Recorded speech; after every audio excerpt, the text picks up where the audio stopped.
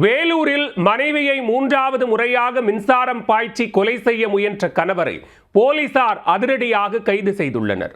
சந்தேக பிசாசாக மாறி கொலைபாதக செயலில் ஈடுபட்டதன் பின்னணி என்ன? வேலூர் மாவட்டம் காட்பாடியை அடுத்த எல்ஜி புதூரைச் சேர்ந்த தம்பதி முருகன், அன்பழகி. 28 ஆண்டுகளுக்கு முன்பு திருமணமான இந்த தம்பதிக்கு ஒரு மகள், 2 மகன்கள் உள்ளனர்.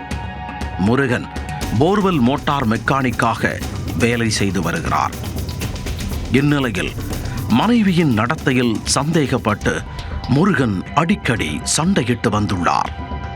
மது போதையில் மனைவியை அடித்தும் துன்புறுத்தி உள்ளார். இந்நிலையில் வெளியே சென்றிருந்த அன்பழகி வீடு திரும்பி உள்ளார். அவர் வீட்டு வாசலில் கால் வைத்ததும் மின்சாரம் தாக்கி தூக்கி வீசப்பட்டுள்ளார். உடனே சத்தம் கேட்டு அருகில் இருந்தவர்கள் ஓடி வந்து அவரை மீட்டுள்ளனர். பின்னர் வேலூர் அரசு மருத்துவமனைக்கு அனுப்பி வைத்தனர். இது தொடர்பான புகாரின் பேரில் விருதம்பட்டு போலீசார் வழக்கு பதிவு செய்து விசாரணை மேற்கொண்டனர். விசாரணையில் அதிர்ச்சியூட்டும் தகவல் வெளியானது. சம்பவத்தன்று வீட்டில் தனியாக இருந்த முருகன் அங்குள்ள இரும்பு கேட்டில் மின் வயரை பொருத்தியது தெரிய வந்தது.